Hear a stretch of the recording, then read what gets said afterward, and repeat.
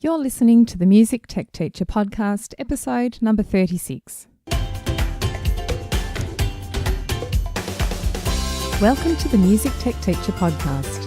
Music tech tips, lesson ideas, advice, news, and interviews, especially for music teachers. Brought to you by midnightmusic.com.au. Hello and welcome to another episode of the Music Tech Teacher podcast. I'm Katie Wardrobe, a music technology education trainer, speaker and consultant from midnightmusic.com.au, where I help music teachers use technology effectively in music education. In this episode, I talk with Dr. Scott Watson. He's a fantastic music educator and composer from Allentown, Pennsylvania. Scott's been incorporating technology into his music teaching for many years, and he takes a project-based learning approach when it comes to creative music assignments with his elective students. He also uses technology on a daily basis for his own composition work.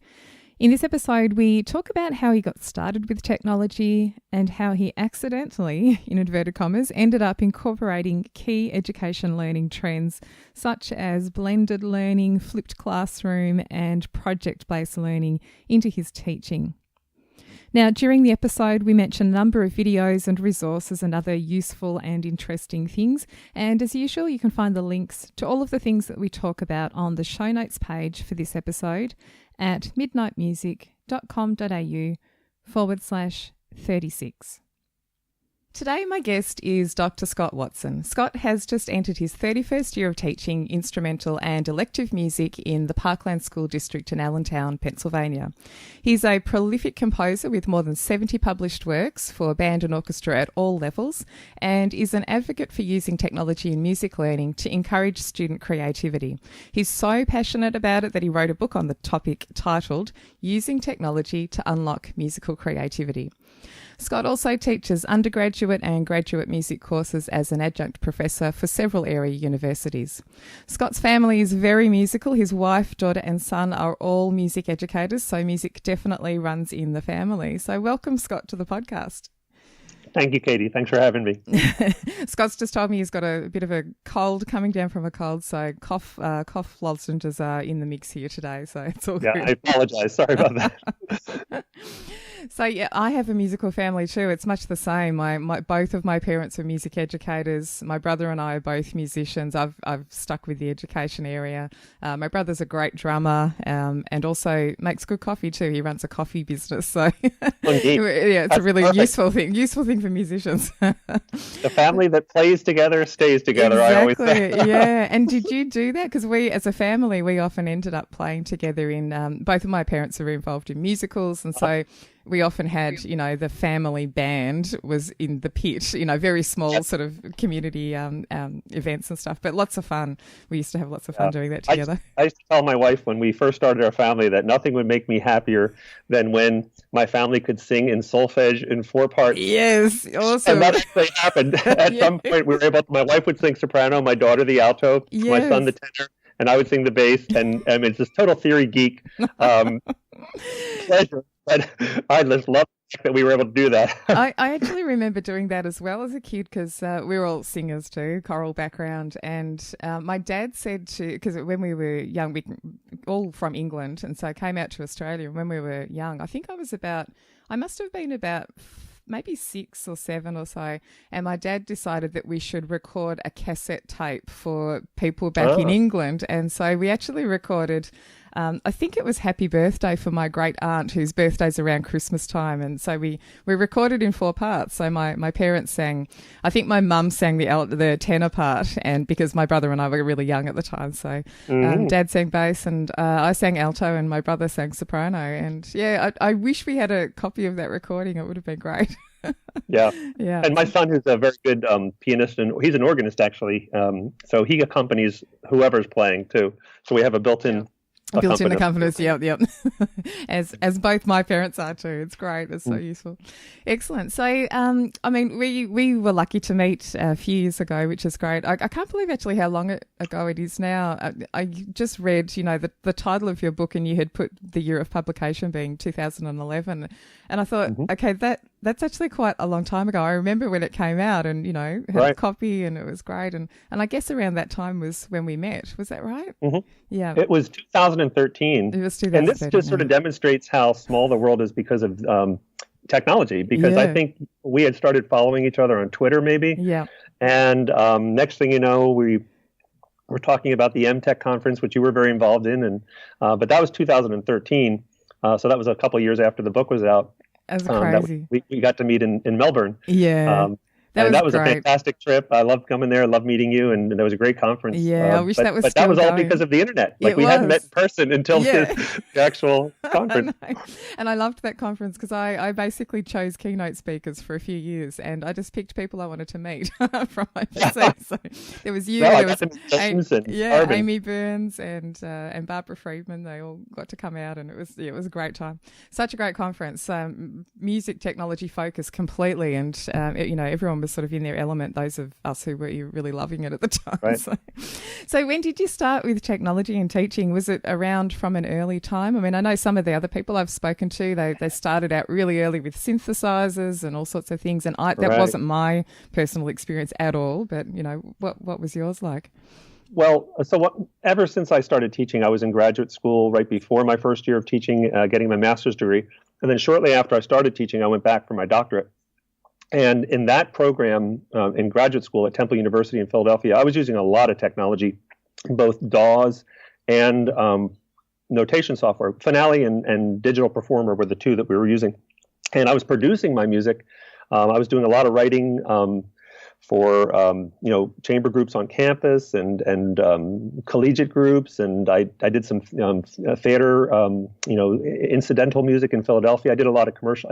I worked for a software company. So I was doing basically a lot of commercial and concert art music outside of school. But inside of school, the only reason I use technology would be to create stuff for students, like to create a warm-up sheet or to create a test or a worksheet. And it wasn't until I'd been teaching about 15 or 16 years, somehow the light snapped on, and I guess what it was is I was taking a class in film scoring at Temple, on one of these grad classes, where I was up like 3 hours every night working on a different cue for a project. And my wife, I think it was like 3 a.m. My wife's like, "Aren't you coming to bed?" And I was like, "Yeah, as soon as I finish this cue." And it wasn't that I was tired. I was digging it. I was really enjoying the work. And I think it was about then, that was like, say, 2000 or 1999 or something.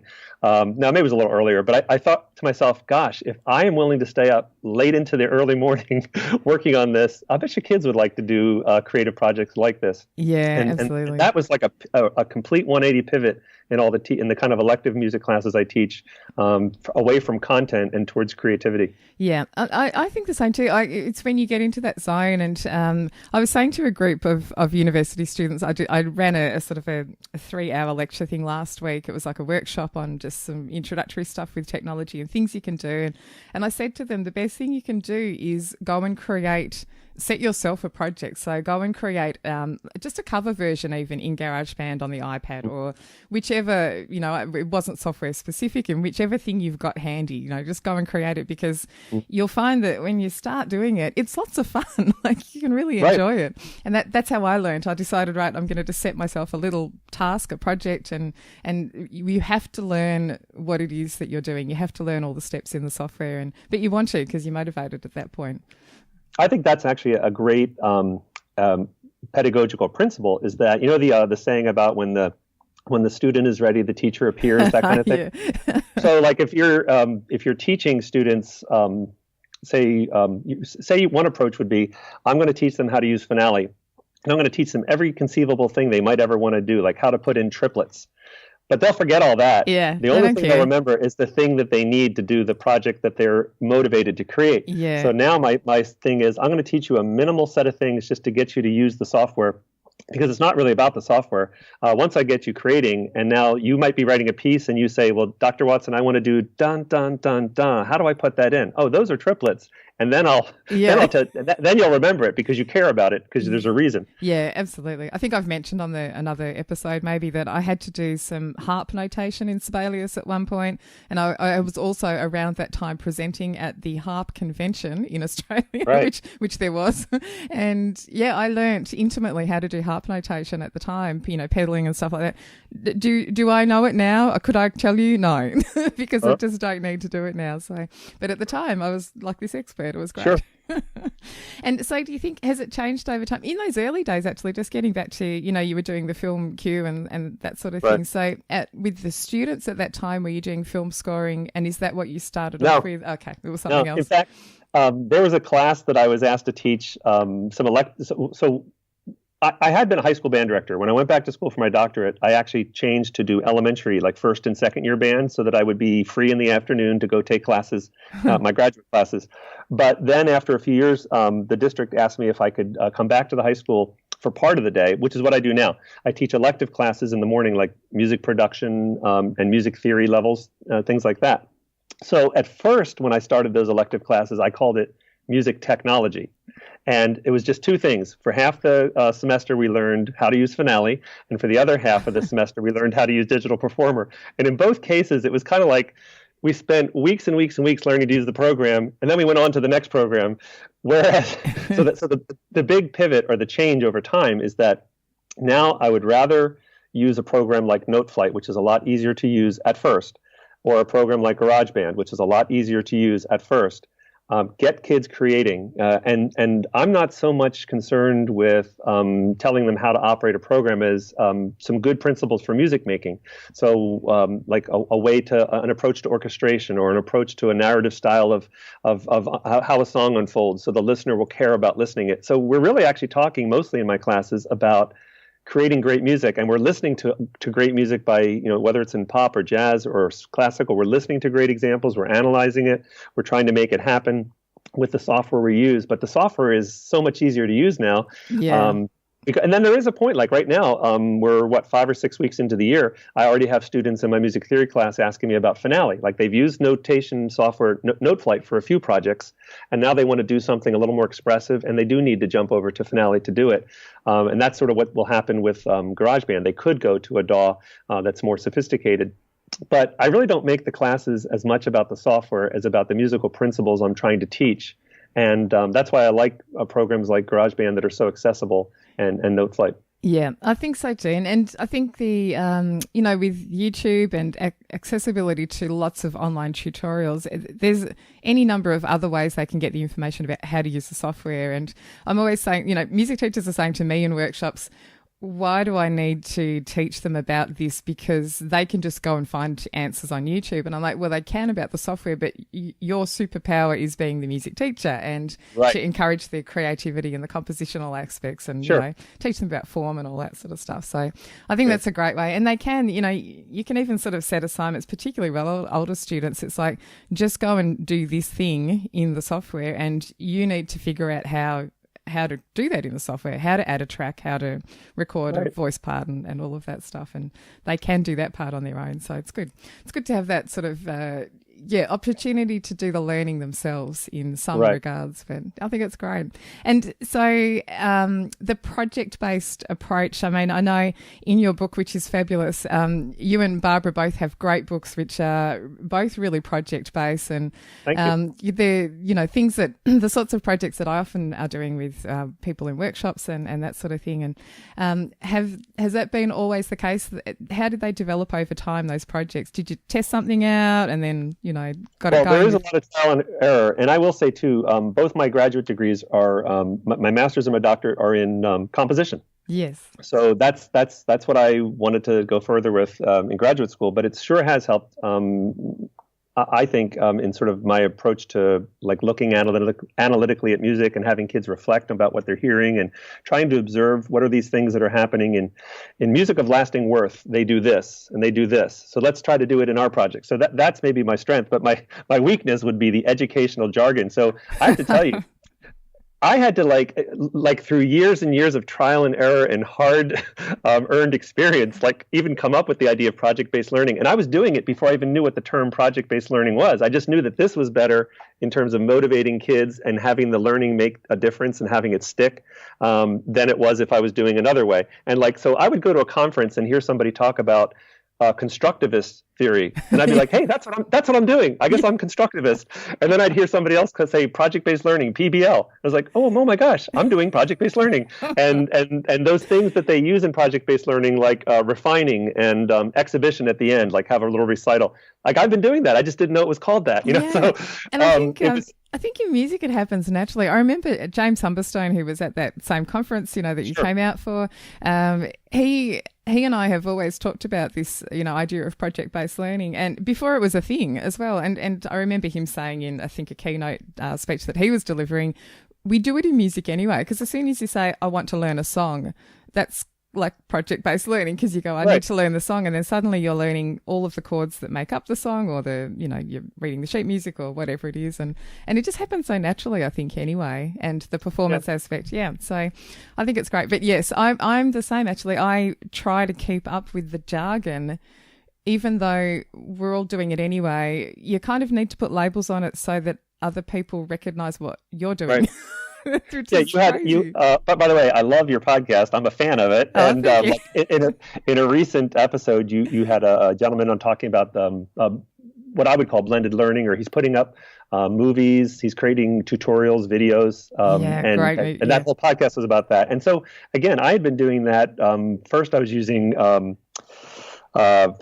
Now I'm using Camtasia. What's the one that you use? ScreenFlow. Yeah, ScreenFlow. Yes. I'd used ScreenFlow for years. I just about a year ago switched over to Camtasia.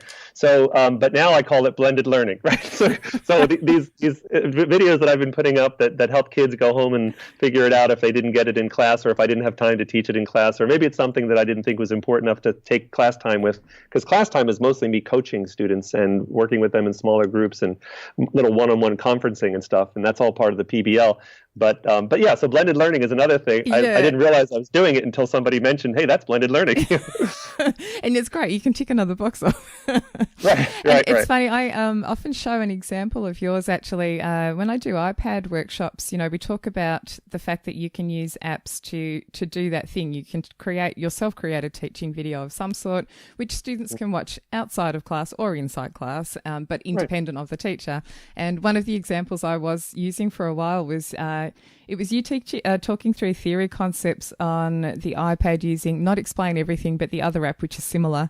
EduCreations. Yes. And, I was saying to them, it doesn't matter which app, it's pick one that does this sort of thing. But it was great because it shows you white screen, you draw with your finger, the shape of or the notes of the scale, and you're talking through the concepts and, tone, semitone, tone, or whatever it is. And, but it's a great way to create videos really quickly and easily. And the technology just allows you to do that so easily now.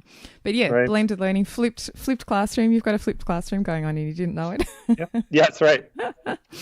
And I know that you've done one of the big projects that you used to do. I think you've moved on from it now, you said, but you used to do a big holiday CD project with the students for charity. And I know that you sent me a copy of one year, which was fantastic just after that conference, I think. So tell me about that. The students must have loved doing that because it's like a finished product. I think that's just a great tangible thing. So that's like in the project-based learning, the idea is that you have this end product, some kind of a way that you share what you've done with the public. So whether it's it could be informants, right? It could be a performance where kids explain it, or it could be a recital, or it could be an in-class where sometimes I'll invite other classes, like the English teacher will bring their kids into my class, and then we'll share what we've been doing. So we have an audience, right? So that's just I call that a meta project in my book. When you do something like a CD, it actually takes you about 5 weeks to do from start to finish. It's a very consuming. So you're going to kill a lot of class time doing it. So it better be worth it, right? But the kids did like it, and we did it for 10 years. We raised over 10,000. I don't know how much we raised. A lot of money for charities over the years that we did it. But the idea was the kids would pick a holiday winter song that they would cover, and then we put it on a CD. We'd sell it to the audience for a charity that they chose, and it just got to be that the last couple of years, I felt like I was phoning it in as a teacher. It wasn't as fresh and as exciting for me. And I felt like the kids were kind of like CDs are just seeming too old fashioned. They're all down. Who has a CD now? Downloads. Yeah. And we had put it up on the iTunes store several years, but it just seemed like that project was getting stale. And I missed the fresh, exciting, risk-taking character of when we first started that, the first couple of years of that project. It was just a lot of fun. It was very exhilarating, just not even knowing if we'd meet the deadline, and the kids sort of all bought into the. So anyway, a year ago, last year, we started doing a short film festival. We have a film class, an elective class at Parkland High School, and each of the kids in the film class produced these short films of about 5 minutes each, and then they gave us we didn't actually just have them give us the video. We actually, along the way, had them come into our class and talk to us. Like, actually, that's happening this Friday. The film class is going to come and pitch their treatment. So they haven't even shot a single frame yet, but they're going to pitch a treatment, and then I'm going to have my music producers start working on general mood music that'll match that, and then they're going to get together and talk about what direction the music should go, how the music can help tell the story and enhance their drama. And so it'll be it's a collaborative thing that'll take about 5 weeks to happen, maybe even longer. And then we'll have a film festival in our auditorium. Last year we had popcorn and Coke we gave to everybody for free, and each of them, filmmakers and the music producers, introduced their project to the class, or to the audience. I'm sorry, to the audience, and so they were kind of like little mini celebrities. And we had a reception afterwards, and it was a neat event. And that to me sort of brought back that freshness and that excitement. Yeah. And I think already just from last year to this year, we've made some refinements so that it'll even be a better project. And hopefully we'll do this for the next 10 years, and then we'll have to think of the next thing. But that's fantastic. And are your students working individually as composers or in groups with each other? Right now, from the beginning of the year until now, they've been doing both. Sometimes they'll collaborate. Sometimes one will bring in a guitar. Somebody will serve as the engineer. Somebody will serve as the talent, and they'll switch and things like that. And we've been doing these smaller projects that ramp up to the point where they're able to, produce the music for the film. But when they actually get paired up with the filmmakers, it will mostly be one music producer and one filmmaker. Wow. Our class is slightly different in size, so it may be where we end up putting two music producers together with one filmmaker, or maybe two filmmakers will work on one of the same film, but they'll be like the Coen brothers in Hollywood, right? Like they may be, it might be 2 to 1 or something, but it's roughly 1 to 1.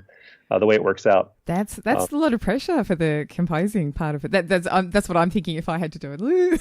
That'd be great. That's take baby steps early in the semester. Like one project that we did, was just pick your favorite sound in GarageBand and then record like 2 to 4 measures of you improvising. So we go from almost nothing to right now we're doing, I don't know if you remember the project called New Clothes for an Old Tune. Yeah, I've used it a lot. A mid-file mashup. So that's what we're doing right now, where they're going to generate over a minute of music, where they're making a lot of musical decisions, and that's a little bit more, involved and expressive, and that'll take maybe a week and a half to do.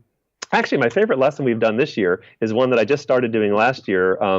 It's based on the idea of when kids, when I teach them how to use a microphone, and we talk about levels, getting a sound check and all that, I ask them to bring in just found objects, or if they can make any percussion sounds with their hands or their body. So we call it found and body percussion sounds. So they record these individual, maybe it's just the sound of a clapping, or it's the sound of hitting a screwdriver against a filing cabinet. And they'll use a little digital signal processing, maybe take it down an octave and make it sound more like a boomy percussion instrument. But then we'll have them arrange those percussion sounds into 2-measure beats, and then we have them build a longer piece by adding loops to it later. So that project produced some of the coolest sounding pieces because the different percussion sounds are so wild. And the 2 principles that I think I'm trying to show them, one is Edgar Varèse, the French avant-garde composer around 1900. His definition was kind of like a killer definition. He said it's just organized sound. And so a lot of people use that to create some pretty wild music. But, if you think about it, if you record these individual events and then you organize them, you're doing kind of what Varèse said. So that's the one thing. And the other principle that I'm trying to show them is that no matter how harebrained and random they organize the sounds, as soon as they start cycling them again and again and again, as soon as they turn it into an ostinato, no matter how random, like it could be right? It starts making sense because the principle is that repetition lends intelligibility to music. So that's the thing that comes out of that lesson. And then they can throw some loops in there. And anyway, so that project alone was only supposed to be like maybe a 20-second thing, but most of the kids took it up to like a minute or 2. Wow. They ended these really expressive long pieces with these bizarre percussion sounds. And one thing that sort of framed the project is before we started it, we listened to a video online. The artist is named Diego Sacco, and his piece is called Music from a Dry Cleaner. So you can find it on Vimeo, where he goes into a dry cleaner with a microphone and records all the sounds of different things in a dry cleaner, and then he makes a found body percussion sound piece out of that, and it's wild. It's great. So we use that at the front end of the project, and then when the project's all over, we listen to a podcast that's on an NPR here in the States. National Public Radio has a program called Planet Money. Yes, and I know that one. Yeah. As a guest on that program, this music producer, his name is Illmind, Illmind, and here he talks about, basically he's one of these behind-the-scene guys that works with like Kanye and all these artists, but he creates beats for them, and he does exactly what we were doing. He just records a snare drum, or he records a bass, and then in the podcast, he points out where his beats are being used by all these famous artists. Oh. So that's what, the end of the project.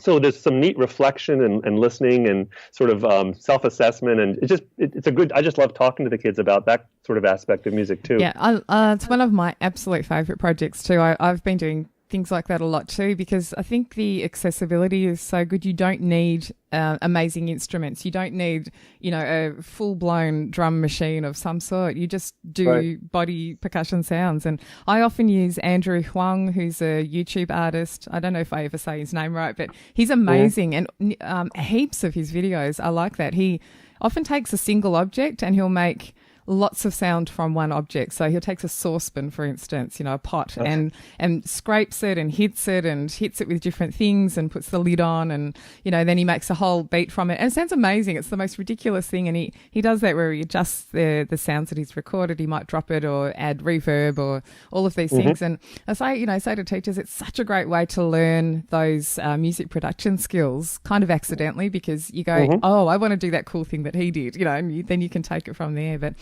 I love it so much. It's great. There's I've been doing it on iPads a bit with MadPad in the past. Right. But MadPad's dying because of iOS 11 update, and it's not updating, so it's kind of gone. But the guy who created Loopy HD, he's made a new app called SampleBot, and it does that sort of thing where you can just grab tiny little samples of sound and put them together in a beat. Fabulous. Fabulous. You mentioned that on a previous podcast. Yeah, I think I went and downloaded it right away, but my iPad is too old. It doesn't work on the generation of iPad I have is the one right before where they support that program. Okay, so that's a reason for you to update. You need to get a new iPad there. Just tell your wife, yeah. I think we're in this weird sort of kind of in-between zone with iPads at the moment. There's some apps which just aren't supported by the old, you can't use them on the old ones, and then there's some of the apps are dying off. So we're in this weird sort of time with iPads. I'm hoping that all the explosion of Chromebook users has a capitalist market effect, making iPads cheaper. I don't know if that'll happen, but nothing would make me happier. Oh my gosh, that would be awesome. I have to say, at least there are some things, there are lots of things coming out which are Chromebook friendly, and therefore often also iPad friendly, which is a kind of a good thing too. I'm finding more and more that it's much easier to talk about project ideas using online software or websites or whatever which suit all devices. Like, that's just been brilliant for me, because in the past it's really hard to sort of say, let's do a workshop on this, but only iPad users can come along, or only Mac users or only PC users. So it's a lot easier. I was kind of disappointed. Google was supporting on YouTube. There was a YouTube video editor, and it looked to be like iMovie Online, like a cloud version of an iMovie. And there is one or two other programs like that, but they're really awkward and clunky. They're not ready for prime time, so I don't use them. But I started using the YouTube video editor as sort of like if people didn't want to use Camtasia, which I think is wonderful, and we have that in our lab at Parkland High School, but it was like an easier way to get to do some video editing. But then they actually just discontinued it this September. Oh, so really? there is no YouTube video editor, but it was basically like a cloud version of, it was like what Soundtrap is to a DAW. It was to like iMovie. I haven't used it, but I know some teachers are using Wii Video. I don't know if you've used that one at all, but that's one of those ones that I said was awkward and clunky. Dodgy, okay. I didn't want to mention a brand name. Sorry. I'll take your advice on that. This episode of the Music Tech Teacher podcast is brought to you by the Midnight Music community. The Midnight Music Community is an online space for music teachers who'd like help using technology in their music lessons. There are online courses, video tutorials, lesson plans, music tech news, and professional development certificates are provided for any training that you undertake. I'm inside the community every day, personally answering members' questions and sharing tips and ideas. The best thing is that you get to connect with hundreds of other music teachers just like you and share your own experiences and occasional music tech frustrations. For more information and a special joining price just for the listeners of this podcast, visit midnightmusic.com.au/podcast offer. That's midnightmusic.com.au/podcast offer. For the short film things that you've been doing, the projects, which sort of software are the students using for that? Is it whatever they feel like using, and are they importing the video into, Logic or GarageBand or something? It was either GarageBand or iMovie, and now I've sort of, because we're using Camtasia for a variety of uses, it's becoming Camtasia. I'm having it be like my one-stop shop for or movie editing projects, but also for creating tutorials and for having kids. Like last year, I had students create a video explaining how to use something using Camtasia. So they were sort of in the seat of having to explain it, but they were also using the software to make these. So fabulous, But the composers for the films they're not composing in Camtasia, obviously, because it's not a musical program. But, I'm sorry, you asked about that project. Yes. My bad. No, that's all right. So that they're using GarageBand unless they want to bring, like we always have students who might have, say, Pro Tools at home, or they might bring their iPads into school. We're a bring your own device school, so students could bring their laptop or their iPad or whatever into school. So some may. There's one or two that use Pro Tools early on, and I'm happy to have them do that. But I kind of make this, it sounds like a sort of an audacious statement, but early in the year, I always tell the kids, there's tens of thousands of people who know how to use Pro Tools, but you don't want to listen to their music. And the reason it's nothing to do with how they operate Pro Tools. It has everything to do with their understanding of these principles of music of lasting worth. So I don't care whether you're using GarageBand or Pro Tools. Let's make this piece unfold in a way that wants to keep the listener engaged and that gives us something to listen to. That sort of is a narrative drama that has all these principles that music of lasting worth has. Give us a surprise at the ending, and don't just repeat something literally. Vary it, and repetition lends intelligibility to music, and all these other neat musical things. We can teach that with Pro Tools. We can teach that with Soundtrap. We can teach that and whatever. Pen and paper. Yeah, exactly. I know. I think people get so caught up in the tool, and I always laugh online. You'll see it everywhere on the internet. Someone will watch a video of someone who's very skilled at what they do, and it could be anything, whether it's music or right. even art. My kids and I, we watch a lot of how to draw videos on YouTube because we're all interested in that. And there's this one YouTuber called Draw with Jazza is his channel, Jazza, and he has a whole video on the art tools that I use, like the things I use to draw with. And he starts the video off with saying, all you need is a pencil and an eraser and paper. And then he says, okay, that's it, really. I could stop the video at this point. And then he goes on to say, here are all the other optional things you can need. But he keeps bringing it back to, but you could just use a pencil and an eraser. And they're the most plain, the one that you've got on your desk sort of thing, nothing special, Right. But it's true. And I love it when I can find occasionally you'll come across someone who's made a video or written an article about someone who's created a fabulous track or an album or something, and they have used GarageBand on the iPad. Yeah. There was one recently, there was a kid who uses GarageBand on his phone, and he just records everything on his phone because that's what he has all the time. It's like that whole camera principle of the best camera is the one you've got in your pocket or the one on you at the time. And that's what he does. And I love that because, it doesn't matter. It's the music itself. It's not what you do, which software or app you're using. So. And there's some pretty big artists who, like I follow on Twitter and notice that they're using GarageBand to, at least in the early stages of, say, sketching a tune and doing a rough kind of treatment of it, and then maybe I'm sure they go into a studio and use whatever the studio. Pass it on to someone else. Yeah, absolutely. But there's a lot of real creative people using that. So I think the world of GarageBand, and again, what I like most about it is just that it's so intuitive and easy to use without a lot of instructions. So we don't have to spend a lot of time on how to operate the program. Yeah. because, and I've presented at a lot of conferences where I'll play some of my students' examples, and people have actually come up to me afterwards and said, "But that wasn't done with GarageBand, though. They had to be." I was like, "Why do you say that? That was done with GarageBand." Or even there's this one really great example. I had a student do a setting of Psalm 12, and in the end, he did have to use Finale, but it was more because of the way he was using independent voices for the lyrics. So in the end, we couldn't stay with Note Flight, but he did most of it. And it's a really cool setting. It's a great choral setting he did in my theory class. But he did most of it with Note Flight, and then he just had to go to Finale at the last minute, exporting it as an XML and then importing it. So even like some of these projects where they are using the high end, they started using the more accessible program. Yeah, absolutely. And there's a progression with it all. And yeah, I think get really good and try and exhaust the possibilities of the more basic version before you feel the need to get onto the more expensive one. And yeah, I think people think there's going to be some magical some magical transformation between using a basic program and moving on to this more complex one. It's plus, crazy. If you have Note Flight, you have it at home and at school. Whereas if you have Finale, unless you're willing to buy, and I love Finale. That's the app I've used since 1991. I'm a big Finale fan, and I do encourage kids, especially music major kids who are headed towards a career in music. Yes. I try to get them over to that by the end of high school, but for the masses, I think Note Flight's a better solution. Yeah, I'm with you. I'm totally with you on it too.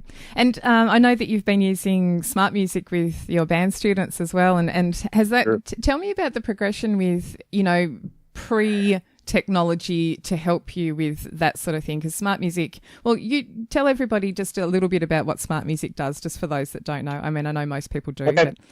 So actually right now there's two Smart Musics. There's Smart Music Classic, which is the one that we've been using for maybe 2 decades almost. And then there's the Smart Music. It's like a web or a cloud version. Yeah, the new Smart. They're calling it the new Smart Music, right? And that's cloud-based, which it looks great. And I believe that's the direction our district, the school district in which I work, will go eventually. But right now we're using Classic. So it's a client-based or a program that's on our computers, and you can show students on I have a big whiteboard, interactive whiteboard in each of my buildings where I teach instrumental music too. So I can put the music we're playing up on the whiteboard. They can see it. They can. There's a little green cursor. It's actually a big green cursor. It's really great. In fact, I was teaching earlier today, and when I was just having the music static on the screen and we were playing along with it, a couple of the kids are like, "Wait, I want the green thing." They want to follow along the green thing, right? So it's if they say a picture is worth 1,000, or a picture's worth 1,000 words, Smart Music is worth 10,000, because it's not just the picture of the music. It's all these features like the cursor that helps the students track along with the music as it plays. Then when it's done playing, it shows them. Notes they played right are green. Notes they played wrong are red. And it shows you the wrong note they played. You can increase the tempo or slow down the tempo. So for instance, with special learners, for instance, that's like my favorite thing about Smart Music is a special learner might not be able to play a song at 100% of the tempo right away, but they can play it at 60% of the tempo. So you can just slow down the tempo. And then the tracking, that green cursor that tracks along with the notes, is so huge for students with a learning disability with reading. So the same student who might need to use their finger to actually point to the words, they're still at that stage. Well, that green cursor becomes like their finger. And I'll see it like a kid who's playing the song really well in Smart Music up on the screen, but then when they try to do it in their book, they fail. And it's because they don't have that cursor. Yes. So it makes a lot of stuff really accessible for special learners. I just couldn't imagine teaching without it, even though I did. I mean, I used to for a long time, but for the past 15 years, I've had Smart Music in my band rooms, and it's a game changer. It's great. Yeah. And do your students use it a lot independently away from school? No, that's sad. So I don't know if it's the demographics of our district or just how infrequent, and I'm not complaining. I'm really proud of our district and our arts program, but we only have lessons once a week, whereas I know there are places in the Midwest where they have lessons every single day. And I think sometimes those districts, it's not hard to get a parent to subscribe and pay $25 a year or $40 a year because they're using it every day in school, and it's just a great comp. But anyway, for us, I've tried to turn parents on to ordering Smart Music, and I have and even though with our lesson book we use Alfred's Sound Innovations, and there's a code inside the front cover of Sound Innovations where you can download Smart Music, and the first 100 lines of the book are free. So even with it being free for almost all of their first year of playing, I still only get about 20-30% of the kids that will download it at home. Wow. But we do use it every single day in school. Yeah. I think it's great. And again, it's that thing of, it was so different when I was growing up, when it would have been the same for you, we just didn't have technology like that. It was all very much you yourself, and you kind of had to know how the rhythms worked. And, I was lucky because I have parents who were music teachers, so I always had help at hand. But yeah, it's so different nowadays. I can't imagine running a band or being in a band with the technology that's available, because it is just so different. And tell me, with your book, I wanted to talk a little bit about that. And I'm curious, I have never asked you this before. Is this something, what was the reason for wanting to write the book in the first place? And did you sort of propose it and put it out there, or was it something that you were approached to do instead? So what happened was I'd started presenting at different conferences. Me and Jim Frankel sort of were on the same path in that we would see each other at all the same conferences.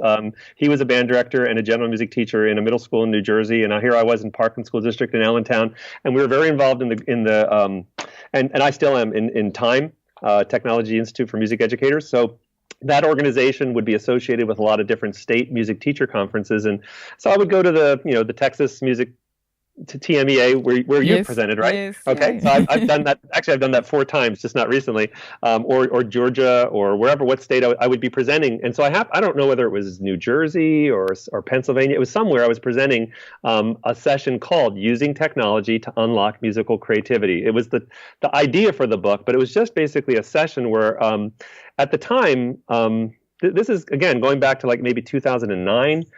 It seemed like less people were starting to wake up to the idea of student creativity, get them to create, and project-based learning, get them to do hands-on, applied versus more academic, worksheety kind of stuff. So it was just sort of unfolding, and I felt like I was at the right place at the right time. So it turns out that a guy that was in the audience of the session, his name is Norm Hershey. He's the editor at Oxford University Press. So this guy comes up to me after the session's over and says, "Hey, do you have a minute? We can talk, buy you a cup of coffee, whatever."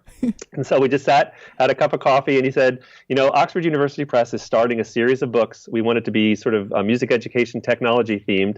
I'd like you to be the first person in that series. Do you think you could make a book out of this session I just saw? And I was like, well, sure, I could try. So I went home, and basically they have a very involved, you have to pitch your book to them. You have to write a sample chapter or two, and you have to write an outline of the whole book. So it took me a while, but I sent it into them. And then they have some blind, juried kind of thing where different, I think there were college teachers, gave some feedback and said, "Oh, this is good, but why doesn't he do this?" That kind of thing. And so they accepted it, and basically by 2011 it was released. So it was really just because I happened to be presenting and Norm saw it, and Oxford was starting their series. And Barb's was the second book in that series, by the way. Yes. Oh, wow, that's fascinating. Because I know that's a fairly standard thing, isn't it? With the whole, like if you were cold pitching a book, you would do the same sort of thing. You'd have a sort of a proposal and you'd write a couple of sample chapters and stuff. So, right. Yeah, so that's really fascinating. That's like every author's dream, to just have someone come up to you and say, "Do you want to write a book?" I never even saw myself as an author. No. I'm a creator. I compose a lot, but I had never. Actually, I'd served as an editor on a book that Time produced, and I'd written a chapter for that book, and I'd written some articles, and I was a regular writer for. There was a music technology magazine, Music Ed Technology, and I was a regular feature writer for them for a while, but they went out of business. Yeah. But I just never really thought of myself as a book author until Norm asked me about it, and it was very much like writing a dissertation. It was a lot of work, and and how long was it? How long was the process from start to finish, roughly? I think it took me about 2 years to get the book from me pitching, sending in their proposal format, and then writing the book, and then the editing process takes a long time, back and forth, where they you send in a Word document, and then they give you some things to change. Then they typeset it in like PDFs and send you that, and those are called galley proofs, and then you have to edit. Anyway, it took a long time to get it right. And actually, to use doesn't surprise me at all. I would say that's fairly normal. Show you how hard it was and how affected I was by it. I'm so glad I did it. It was one of the most rewarding things I've done professionally. But 2 years ago, Norm asked me to start writing the second edition of that book, which I have tried to do, but I just could not fit it in. About every 6 months, he emails me and says, I'm not rushing you, but anytime you want, we're ready for the second edition. And I just haven't had the time. And I want to. I will definitely do it, but it's I was actually going to ask you about that, and I had wondered that about Barb's book too, about new editions, because this is the thing that I always struggle with mentally with technology books. As soon as it's published, almost it's out of date again, with the technology. Yep. But yours and Barb's are both, although they mention software, it's not heavily, screenshots of where to click and all that sort of stuff. It's more about the music approach, the compositional approach. And that was very deliberate. Yeah. And that's what I would do too.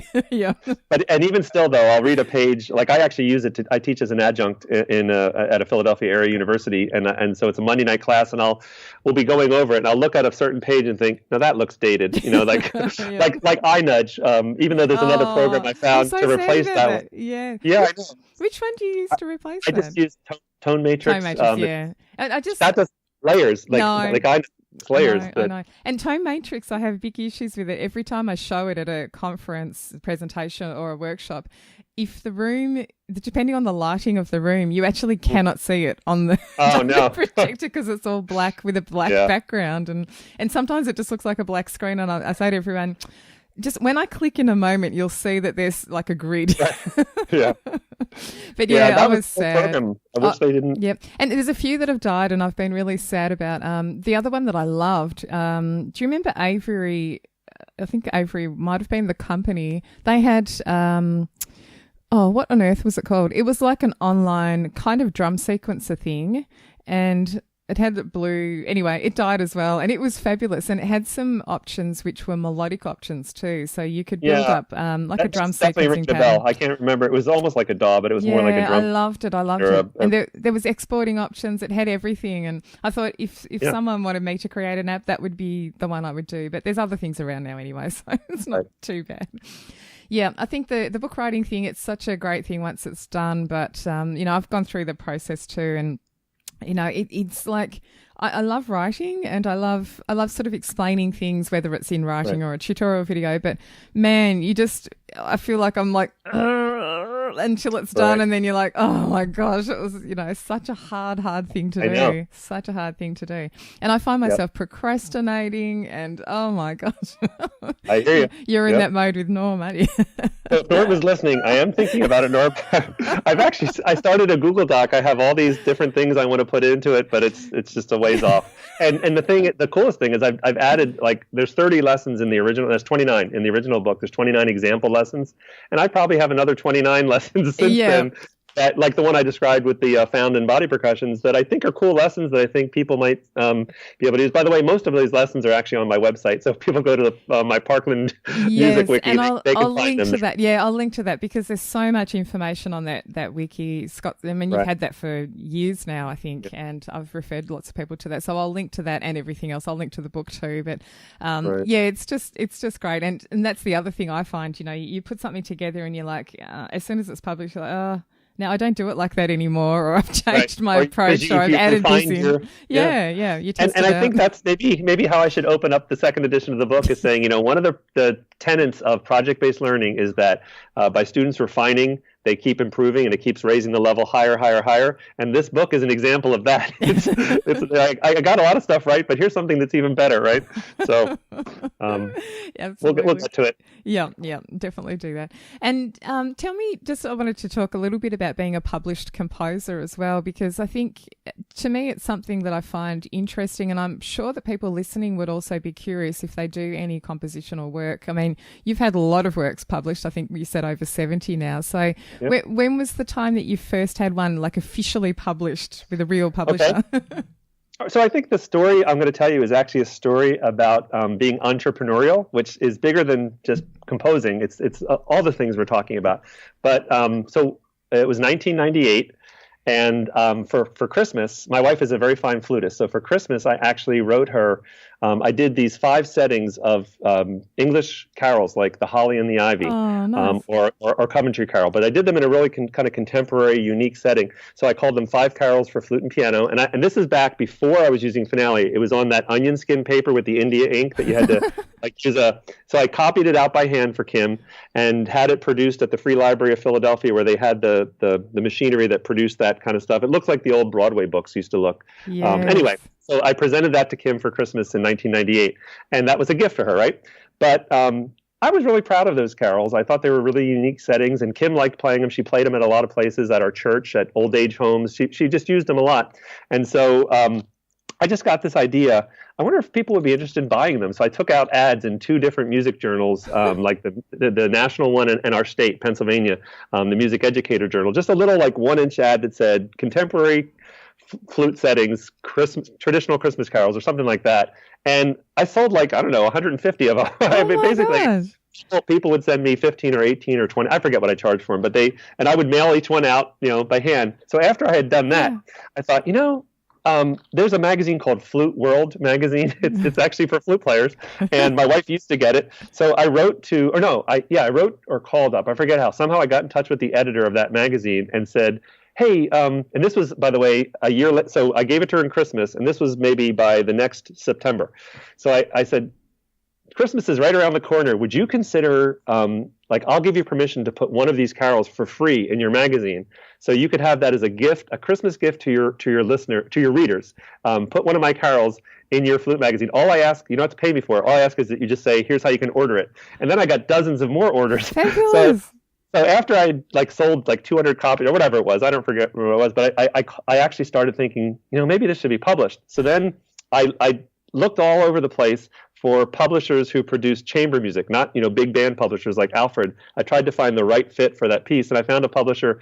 At the time, they're up in Vermont. Now they're down in Florida, but they're called Trilenium Music Company. And the guy actually, so in my letter to him saying, would you consider publishing this? I said, I already just sold 200 copies just by taking out an ad in a magazine. And I think he was like, oh, okay. So it actually has been one of his best-selling pieces. So he ended up publishing it. And he actually asked me, well, you only did 5. Could you do 5 more? So I wrote a second piece, which is called, not very creatively, 5 more carols and piano. And that also sold pretty well for them. Wow. So that was, and the same thing happened with Alfred. We had invited John O'Reilly, who's the author of the music, the book that we used for our first and second year band students. His name is John O'Reilly. He was at the time the concert band editor for Alfred. We invited him to Parkland to show us how to use the book that he had written, and he spent the day with us. And we went out to lunch, and when we were talking, it just turned out we had a lot in common. He had taught college theory, but he was a school band director. John Kenyon, who was a very influential music ed composer, had sort of taken him under his wing and got him published, and said, you know what the ranges are for these student level pieces and all that. So anyway, he said, Scott, you'd probably be really good at writing for education. Why don't you send me a piece? And the piece I sent him was called Walkin' Cool. And it was like a grade 1 piece that I had already posted on my website. I had a website at the time called Home Practice Online, and anything that I had my students play that I wrote, I would actually put PDFs of all the parts and the score and recordings, and other band directors could download it. So I knew that dozens of other band directors had already played this piece and really liked it. My kids loved it. They thought it was their favorite piece. I sent it to John and said, hey, here's the piece I'm going to send you, Walkin' Cool. So 3 weeks later, he said, we're going to pass. We're not interested in it. Oh. It seems like it's an okay piece, but we're not interested in it. So that was that, right? Except for in a rare moment of me not being kind of shy about it, I called him up about a week later and said, John, who's this? Scott Watson. Oh, Scott. Okay. Like he barely knew me, really. And I said, well, remember that piece, Walkin' Cool? And I said, I know you turned it down, but is there any chance you could just reconsider? Just think about it, because I'll tell you what, all these other band directors that have performed it told me their kids loved it, and my kids loved it. They thought it was their favorite piece we did this year. I think it would really work well for you guys. So he said, well, I'll go back to the editors and we'll talk about it. So then he called me back and said, you know what, we're going to take a chance. We'll publish it. So they published it. It ended up being their bestseller that year. Oh, my gosh.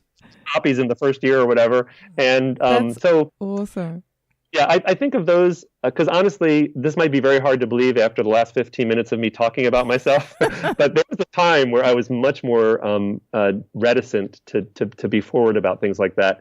And I just had to learn that a lot of these things involve you being relational, right? Being kind to other people and making connections, and then sometimes being entrepreneurial, like thinking of that thing like the Flute magazine publishing. You have to sort of think out of the box. You totally do. And that's actually one of the reasons I started this podcast, I have to say, is because I knew that it would allow me to make contact with a lot of people from around the world and obviously raise profile and that sort of thing. But I mean, I love doing it anyway, regardless of all of those things. But there is an element of needing to connect with people and building those relationships. And something like a podcast or having, videos on YouTube. I know some teachers have created just on a whim, created some kind of video. Like, I can't remember his name, but there's a music educator. I know he's in this big Facebook group of music teachers, and I feel like his surname is Barrow, and I'm sorry, I'll link to the video that I'm about to mention, but he created a video which Barb uses a lot in her classes, and it's about identifying where C is on the keyboard, and it's called C is to the left of the two black keys. I think that's what the name, and it's the most annoying, irritating jingle sort of song. But my gosh, the students will never forget how to find C on the keyboard. And, I think he's become known for that. I think he posted recently, like, unfortunately, this is my legacy. I'm now known mostly for this video, but it's great. And just putting stuff out there is definitely the way to go. And I think getting back to that idea of just putting the ad out for the flute pieces, in the online marketing world, there's this concept of a minimum viable product where, you put something together which is what your customers want, in this case, other flute players or band directors or whatever it is. And you put something together and you put it out there and you see whether it will sell. And so, I mean, you've done this without even realizing it. You've put together your minimum viable product. You don't even know. I didn't know the jargon. Exactly. You've put it together. You've tested the market by just, in a couple of places, and then it's so much easier then to take it to a publisher, like you said, hey, I've got a proven track record here of 200, copies are sold or whatever it is. And the same with the other things. And that for the Walking Cool piece, was that, did you say that was with Alfred? Was that with Alfred Publishing? That was my first piece with Alfred. And that was the start of the relationship. I don't want to, in full disclosure, I will tell you, I've had some real bombs with Alfred too. So when Don O'Reilly left Alfred, Robert Sheldon took over as the concert band editor, they're both great men, and I have so much that I owe them, and I'm thankful to them. But anyway, the first piece that Bob accepted of mine was called Aesop's Fables, and it was a grade 5. It's a very hard, it was actually a commission for a wind ensemble, a college wind ensemble. And I'm actually very proud of the piece. When I said it to Bob, he liked the piece. He even said, I wish I had written this myself. I love it. It was a total bomb. Nobody bought it, and nobody has bought it. I think it's sold in 9 years, like maybe 80 copies. So it hasn't actually done very well for them. So what consequently happened is Alfred wouldn't publish any of my upper level pieces for a couple of years. And then when they finally did, luckily I had some ones that worked out well. So what worked for me with Walking Cool and young band music, the opposite worked for me with older music, and now that's starting to turn around, thank God. But yeah, it's just one of those things. It must be really hard. And just getting back to like technology use, how do you, when you send pieces off to Alfred or whichever publisher it is, are you sending them a finale file at that point? You've already put it together to some extent in finale, and then I'm presuming they go through and edit and make it look like their house style and all that sort of stuff. So I'll send the score to them as a finale. Actually, I send them a PDF. At first, they weren't even interested in the finale file. Now their engravers actually use our finale files, and they must have a way of importing the note information, but still keeping like all the things about their right. But at first, all they wanted was a PDF. But I had to look professional, because if you're going to share a piece, you can't have a hokey looking score. It has to look really, really good. And I'm pretty good with finale, but their engravers are better. So they start all over again and make it look great. But you also have to send some kind of an audio mock-up or an actual recording. So unless you have a darn good band that sounds amazing, you should always send an electronic realization that sounds amazing. Yeah. And so I'll use Karajan sounds and things like that. Sometimes if finale won't give me, like, there's things like gong hits and suspended cymbal rolls that I just not happy. It substitutes something dodgy, doesn't it? Right. So I'll export the audio file from finale, drop that in a track of GarageBand, set up a mic, and record my cymbal roll myself. Or record. Excellent. so that everything sounds really good, so that nobody's hearing anything bad. And I have to say, well, just imagine if a good player was playing this, or just imagine if it was, you don't want to be in that situation because they're very busy, and so try to make it sound as professional as you can. Yeah, that's really interesting. That's really interesting that they wanted a PDF early on. I know. I'm a Sibelius user. Most people will know that, but yeah, you can sort of click a button to say apply this house style essentially, or import this house style and apply it to the score. Right. But sometimes the way people have set things up in Finale at their end, i.e. the composer, is not always the best way, or in Sibelius it's not always the best way, and so I can understand also why they might want to start from scratch. As a copyist for many years, let's just say not every composer shares the same values of you sending a really good looking score through. That is not the case for many people. And as a copyist, you sort of sit there going, what on earth do they mean at this point? And you'll get weird things like dynamics, like a crescendo, hairpin crescendo. It will start at MF and it will crescendo and end at MF. And you're like, I don't think they meant that. Right. Thank God there's editors. So when I send in a piece, the editor looks at it. They also have a copyist who looks at it. I think there's even a third person who looks at it. And between us all, we hopefully catch those things. And there's always still something that will slip through, and inevitably, but that's just the way it is. Excellent. Yeah. And just to finish, tell me, do you do something non-technology related to relax and to have some downtime? Yes, I do. So I bike a little bit, but not so much. As I'm getting older, that's morphing into more walking. I don't have the wherewithal to make it up the hills anymore. So I like to go on walks, and when I'm on those walks, I like to listen to podcasts. Oh, good. like yours and some other really cool podcasts that are out there. And I like to read a lot. I'm a pretty voracious reader, which is really funny because when I was in school, when I was up through high school, I would not touch a book. I just wasn't into that. Really? But for whatever reason, I'm a big fan of biographies, especially nonfiction. I don't really read very much fiction. Why did it change? At what point did it change from you not wanting to read to wanting to read? Was there some book that triggered that change? Not really. I mean, maybe there was, and it's been so long because it's been pretty, it's been a couple decades now that I've been an avid reader. And I like sort of connecting the dots historically. So, if there's some period of time that you're not really, clear on, read a book about it and that'll like connect the dots for you. Yeah. My dad's a massive historical, he loves history too. And, when you go to someone's house and in the bathroom, if you've got to be in the bathroom for a while, there might be some magazines to read. My dad has like a massive hardback book, which is titled World War II or something like that. I'm like, oh, Dad. Actually, he's morphed into using his iPhone now. He reads everything on his iPhone. So he loves it because everywhere he goes, he has a book. And we used to have this joke growing up about, we would set out as a family on some excursion to, the shops or whatever it was. And he'd say, should I bring a book? Because he never wanted, he just didn't want to come into the shops. He would sit in the car and wait for us. But should I bring a book? Like, how long are we going to be? But now it doesn't matter because he's always got his book with him because it's on his phone. So, well, I feel sorry for my students, my family. Like when I get into a book that I really like, I have to share the stories with them about what I'm learning.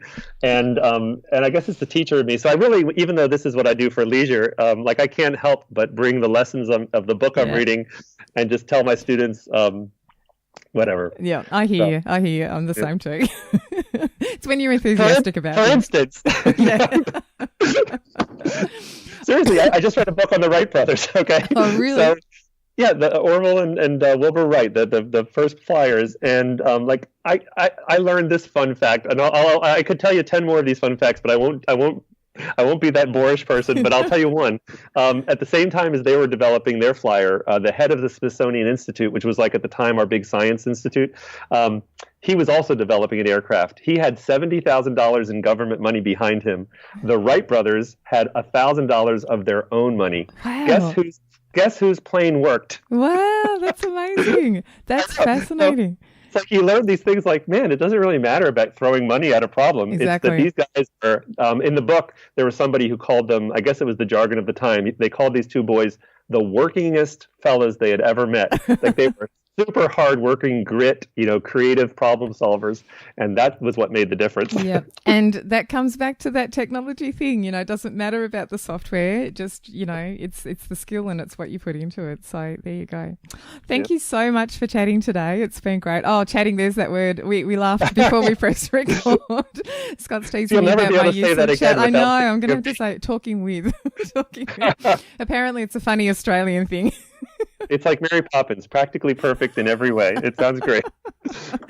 I need to widen my repertoire, clearly. Well, I'm a big fan, so thank you for having me, Katie. No problem at all. I'll hopefully see you sometime soon. I will be at Texas next year, so I don't know if you're planning to be there as well. Maybe not.